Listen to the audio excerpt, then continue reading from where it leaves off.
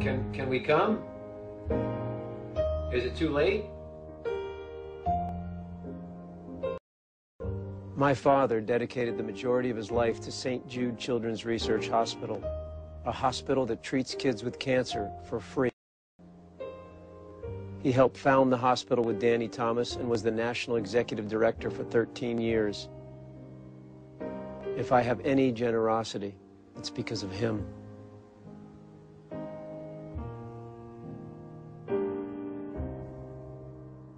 There are not a lot of things lately that I've found inspiring, and this work inspires me. The whole culture that you created at St. Jude inspires me. This is the model of love your neighbor as yourself. This is the model of even love your enemy, because you don't ask somebody what their political values are when they come to St. Jude. You say, are you sick? I will love you. That seems to me to be a model that should spread. How come it doesn't spread?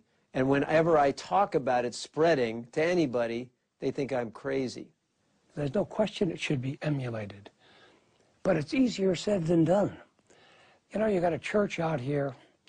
I go there and I cry because there's so much love in that church for an hour and a half. Then they go out to their cars, go to their lives, and don't get turned on again until next Saturday night or Sunday. And it's tragic, you know. In that church, blacks, Hispanics, whites sit side to side. During the Mass, they embrace each other, the kiss of peace and everything else. You think they'd do that on the street? You think they'd ever embrace in a hotel or a grocery store or anything of that nature? The answer is no, of course not. And this is where you may tell me that I'm not a realist, but if those principles got to walk outside those churches and got to get in those cars with people and go to that business meeting on Monday, and the people in the business meeting would say, hey, hang on a second, I know we need profit to survive, but we have a different kind of profitability.